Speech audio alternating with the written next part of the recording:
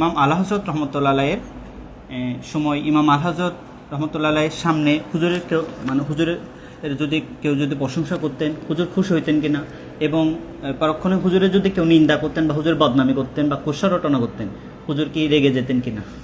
চমৎকার একটি প্রশ্ন তুমি উপস্থাপন করেছো, তোমাকে ধন্যবাদ। বিশেষ করে সিসিটিভি পিভি পরিবারকে ধন্যবাদ। সুপ্রিয় দর্শক শ্রোতা, আপনারা জানেন আমরা আমাদের উপস্থাপক বলেছেন যে আমরা আলা হযরতকে জানবার বুঝবার জন্যই মূলত জাহানের রাজা নামক এই নতুন সংযোজন, এই অনুষ্ঠান। আশা করি আপনারা আপনাদের কাছে ভালো লাগবে, কারণ আমাদের যিনি ইমাম, যার মসলক আমরা মানি, যাকে আমরা যিনি আমাদের সাথে রসুলের রুহানি সম্পর্ক করে দেবার জন্য যার অনবদ্য অবদান, ভারতবর্ষের জমিনে ইমান আকিদা ঠিক রাখবার জন্য যার অবদান, ইনাকে নিয়ে চর্চা করতে পারা এটা আমাদের জন্য গৌরবের। আজকে যে প্রশ্নটি আমাদের উপস্থাপন করেছেন সেটা হলো যে আলা হযরতের কাছে কেউ যদি ওনার প্রশংসা করতেন, উনি তাতে মুগ্ধ হতেন কিনা।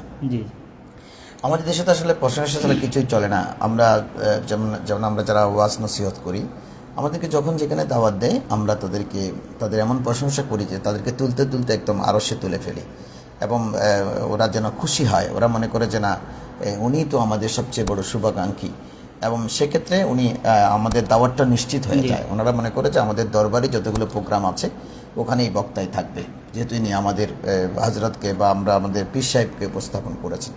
আসলে এই অতি প্রশংসা কোনো জিনিস, বিশেষ করে তো সামনাসামনি প্রশংসা করা তো ইসলামে নিষেধ। আবার যেই গুণটি তার কাছে নাই, যেন একজন পীর, একজন আলেম, একজন বুজুর্গ, ইনার কাছে যেই গুণটি নাই, মানে আমার কাছে যে গুণটি নাই, সেই গুণটি ধরে ওনার প্রশংসা করা এটা কিন্তু ইসলামে নিষেধ, সম্পূর্ণ নিষেধ।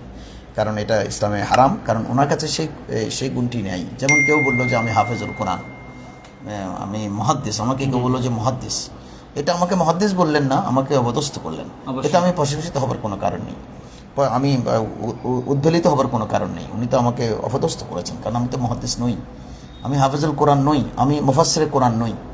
কিন্তু এই লকবগুলো আলা হযরতের সামনে যদি কেউ পেশ করতেন, যে আপনি জগৎ বিখ্যাত আলেম, আপনি আশিকে রসুল, আপনি মুহাক্কিক, আপনি মুহাদ্দিস, আপনি মুফাসসির, এগুলো বলতেন, উনি খুব বেশি খুশি হয়ে যেতেন। উনি বলতেন আমার তো একটা নাম আছে, তোমরা আমার নামের আগে বেশি থেকে বেশি একটি লকব লাগাবো, আব্দুল মুস্তাফা। উনি কোনো প্রশংসা অতিরিক্ত অতি কথন যেটা, ওটা উনি একেবারেই পছন্দ করতেন না, কারণ ওনার ব্যক্তিগত জীবনে এটা দিয়ে উনি, এবং অতিরিক্ত কারো প্রশংসা তিনিও করতেন না। যাকে যেটা করা দরকার, যেমন আমরা এখন অতিরিক্ত প্রশংসা করে মানুষের মন জয় করবার চেষ্টা করি, অনেক নেতার, তারপর অনেক আলেমের, অনেক দরবারের আমরা অতি প্রশংসা করি, ওখানে আমাদের আসা যাওয়া নিশ্চিত করি।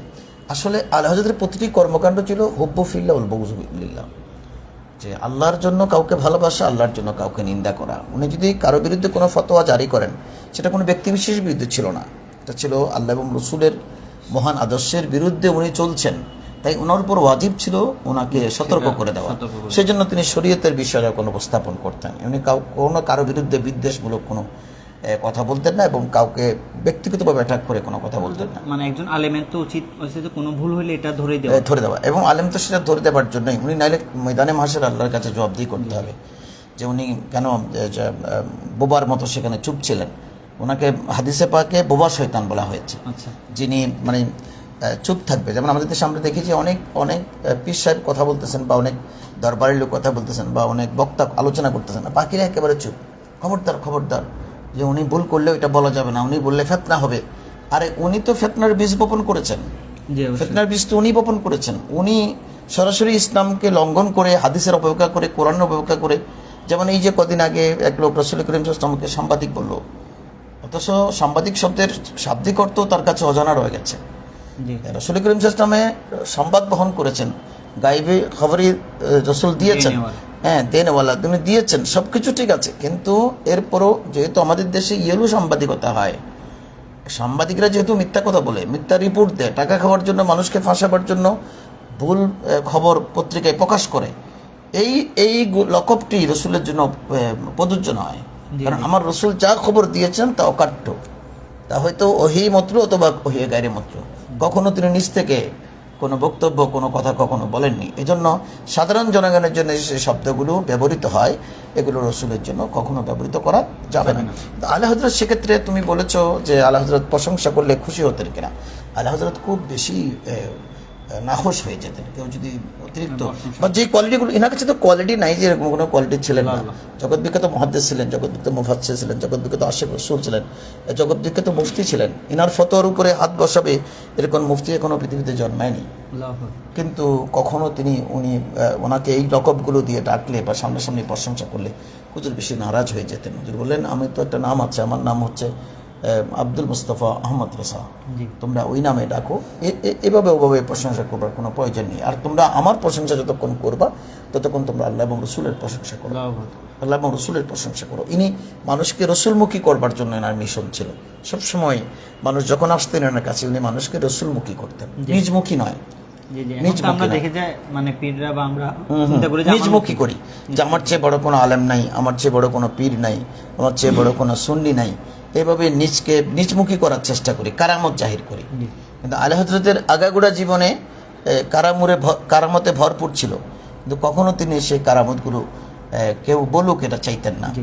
ইনের জীবদ্দশায় ইভেন কি হযরতে জফরউদ্দিন বিহারী রহমতুল্লাহ আলাইহি ওনার ছাত্র জীবদ্দশায় ইনার কোনো জীবনী গ্রন্থ লিখতে পারেননি। ইনি কিন্তু নোট করে রেখেছেন অগোচরে, জি জি ছাত্রের সঙ্গে থাকতেন, অগোচরে নোট করেছেন, হযরতের ইন্তেকালের পরে জীবনী গ্রন্থ লিখেছেন, সামনে কোনো প্রশংসার প্রশ্নে আসে না। আরেকটি কথা তুমি বলেছো, সেটা অত্যন্ত গুরুত্বপূর্ণ কথা, সেটা হলো যে আলা হযরত যখন বাতিল্লা ওনার দুর্নাম করতেন, উনি রেগে যেতেন কিনা, যেমন আমরা রেগে যাই। আমাদেরকে কেউ ফেসবুকে অনেক সময় অনেক কথা বলে, গালাগালি করে। গালাগালি করে ফেসবুকে, আমরা রেগে যাই, মনে করি অনেকে পরামর্শ দেয় তার বিরুদ্ধে আপনি ইয়েতে মামলা করে দেন, আইসিটি আইনে মামলা করে দেন, তাকে আপনি ভালো করে পাইলে ধুলাই করে দিয়েন, ভালো করে থাপড়াই দিয়েন, নানা পরামর্শ দেয়। আসলে আলা হযরত কেমন ছিল? তো আলা হযরতের কাছে তো বিভিন্ন সময় দুশমনরা চিঠি লিখতো। তখন তো আর ফেসবুক ছিল না, টেলিফোনও ছিল না, টেলিফোনে গালিগালাজ করবার সুযোগও ছিল না, ফেসবুকও ছিল না যে গালিগালাজ করবে। তো চিঠি লিখে ওনাকে অকথ্য ভাষায় গালিগালাজ করতেন দুশমনরা। তো একবার একটা চিঠি আসলো, চিঠিটা উনি ওগুলো বেশি পড়তেন না হযরত, দু এক লাইন পড়ে বুঝতে পারতেন যে কোথাও গালি উঠেছে, তারপর উনি রেখে দিতেন। তো ওনার এক ছাত্র সাবধানতার সাথে কেমনে হযরত যখন চিঠি রাখলেন, উনি একটু নিয়ে নজর দিলেন, দেখলেন তো অকথ্য ভাষায় গালিগালাজ করেছেন। উনি ছাত্রটা রেখে গেলেন, বললেন, হুজুর এই এসে বাদ, হ্যাঁ, যে এইভাবে আপনাকে অনেক গালিগুলোজ করেছেন, আমরা এখন আমাদের আদালতে তার বিরুদ্ধে মামলা করে দিই। জি তাহলে হযরত বললেন, ঠিক আছে তুমি একটু বসো, কিছু বললেন, একটু বসো। ভিতরে গিয়ে অন্দরমহলে গিয়ে তিনি প্রায় 10-20টা চিঠি হবে, চিঠির একটা বান্ডিল তিনি নিয়ে আসলেন, বলে যে চিঠিগুলো একটু পড়ো। এবং তুমি আমাকে বললা যে হুজুর আপনাকে গালিগালাজ করেছে, অমুক ছেলে বেয়াদবি করেছে, ফেসবুকে আপনার বিরুদ্ধে লিখেছে। তো বলার পরে আমি বললাম যে না, তুমি একটু থামো, আমি আসতেছি। অনেকগুলো চিঠি নিয়ে আসলেন, চিঠি আনিয়ে ওনাকে যখন দিলেন, উনি চিঠিগুলো পড়ে থ হয়ে গেলেন। চিঠিতে এত কত্য ভাষায় গালিগালাজ করলো, এটা কি, এটা হচ্ছে বহুত বেশি খারাপ মারাত্মক ভাষায় গালিগালাজ করেছেন। তো ইনি ছাত্র তো দিশাহারা হয়ে গেছে, হুজুর। তো বলে যে দেখো, ওরা যে এতক্ষণ আমাকে গালিগালাজ করলো, আমার কাছে ভালো লেগেছে, কেন জানো? অতক্ষণ কমপক্ষে তারা আমার নবীর সাথে বেয়াদবি করেনি, আল্লাহু আকবার। আমাকে গালি দিক, দৃষ্টিভঙ্গিটা আসলে দৃষ্টিভঙ্গি চিন্তা করলে হ্যাঁ, যে মানে আমাকে গালি দিক, তাতে কিন্তু আমার কোনো আপত্তি নেই। কারণ আমাকে গালি দেওয়ার সময় তারা কমপক্ষে রসুল প্রিয় আকাশ আলাইহিস সালামের সাথে তো বেয়াদবি করে না। এতক্ষণ সময় তো সে আমাকে নিয়ে ব্যস্ত ছিল, নবীর একটা আদনা গোলামকে নিয়ে ব্যস্ত ছিল, কোনো অসুবিধা নেই। আমি তাদেরকে এটা আইনি মামলা করে কোনো বিচার আমি চাই না। আল্লাহ তাদেরকে ময়দানে মাহশরে বিচারের মুখোমুখি করবেন। আমি কি অপরাধ করেছি আমারটাও জাস্টিফাই করা হবে। আমি রসুলের প্রশংসা করেছি কোরআন এবং হাদিসের আলোকে, তারা কেন আমার সাথে সেই গালিগুলোজ করবে? এই প্রতিটি গালির জন্য ময়দানে মাহশরে তাদেরকে আল্লাহর কাছে লজ্জিত হতে হবে। তিনি কখনো এনাকে গালি দেখ, এনাকে খারাপ বলুক, এনাকে মন্দ বলুক, এনাকে হুমকি দেখ, কখনো তিনি রেগে যেতেন না। উনি এটা হাসি মুখে চিঠিগুলো আমানত কানে রেখে দিতেন, ফেলেও দিতেন না, যে তোদের এগুলো আমানত রাখলাম, আমি আমার কাছে থাক, আমি হয়তো ময়দানে মাহশরে আল্লাহ রসুলের সামনে এগুলো দেখাবো যে রাসূলুল্লাহ সাল্লাল্লাহু আলাইহি ওয়াসাল্লাম আপনার প্রশংসা করতে গিয়ে, আপনার শান মান আমি তুলে ধরতে গিয়ে এই দুশমনগুলো আমাকে এভাবে অপদস্থ করেছে। ময়দানে মাহশরে ওই বেঈমানগুলো কখনো রসুলের সামনে দাঁড়াতে পারবে না, কারণ আলা হযরতের সাথে কারো দুশমনী। উনি তো রাজনীতি নেতা হবেন, ভারতের ক্ষমতায় যাবেন, পার্লামেন্টের মেম্বার হবেন, এগুলোর জন্য তিনি সংগ্রাম করেন নাই। সংগ্রাম করলে তো তাহলে তো গালিগালাজ করলে বা ঠিক আছে, তুমি আমার ক্ষমতার অন্তরায়। কিন্তু ইনি ছিলেন সবসময় আল্লাহ রসুলের আজমত ও শান তুলে ধরবার জন্য। যেখানে বাতিল রসুলের বিরুদ্ধে কথা বলেছেন, সে যেই হোক, সেই ইসলামের নামে হোক বা বেনামে হোক, উনি কাউকে ছাড়েননি। আমরা তো অনেক সময় শুধু যেমন আমরা খারেজি যারা ওহাবি, তাদের রসুলের সাথে বেয়াদবি করলে আমরা তাদের বিরুদ্ধে সোচ্চার হই। জি যেমন ওই যে মৌলানা রসুলকে কি বললো, সাংবাদিক বললো, তার বিরুদ্ধে আমরা সবাই সোচ্চার হলাম। কিন্তু একজন রাষ্ট্রহীন নেতা যখন ইসলামের বিরুদ্ধে কথা বলে আমরা কিছু বলি না, ডরে, জি মনে করি যে ওরা ক্ষমতায় আসলে আমরা ধরবে, বরঞ্চ তাদেরকে, তাদের নেতাকে আমরা আমাদের মঞ্চে নিয়ে গিয়ে মাল্যভূষিত করি, ওদের সাথে গভীর সম্পর্ক করার জন্য। কিন্তু দুই দুশ্মন কিন্তু আমার সামনে সমান। আল্লাহ হযরত যেমন ব্রিটিশের বিরুদ্ধে কথা বলেছেন, হিন্দুর বিরুদ্ধে কথা বলেছেন, বৌদ্ধের বিরুদ্ধে কথা বলেছেন, মূর্তি পূজার বিরুদ্ধে কথা বলেছেন, তারপরে যে শিখের বিরুদ্ধে কথা বলেছেন, বাতিলের বিরুদ্ধে কথা বলেছেন, কাদিয়ানির বিরুদ্ধে কথা বলেছেন, তারপরে কৌমি, খারেজি, রাফেজি, শিয়া, ইসলামের নামে বেনামে যত ফেরকা আছে জি সব ফেরকার বিরুদ্ধে যিনি এক বাক্যে কলম ধরেছেন তিনি হচ্ছেন ইমাম আহমদ রেজা খান। কখনো আলহাজদের নজর দুশ্মন না আমাকে কি বলবে। এখন তো আমরা একটা তকরি করার সময় চিন্তা করি ওখানে মাহৌল ঠিক আছে কিনা, আমি কথা বললে সবাই খুশি হবে, কেউ নাখুশ হবে কিনা, শাহজাদা নাখুশ হবে কিনা, শাহগদা নাখুশ হবে কিনা। আলহাজ চিন্তা করতেন আমি এখানে এই কথাটা বললে রসুল নাখুশ হবে কিনা, আল্লাহু এটা নিয়ে কখনো বলতেন না। আর এই কথাটা বললে আমার সরকার খুশি হবেন কিনা। যদি সরকার খুশি হয়ে থাকে, আলে হজরত পাহাড় সম যদি কোনো মুসিবতও সামনে থাকে ওনাকে পরোয়া করতেন না, বরঞ্চ তিনি আল্লাহ রসুলের সে হক কথা বলে যেতেন। ওটার নাম হচ্ছে আলা হজরত। আল্লাহু আকবার।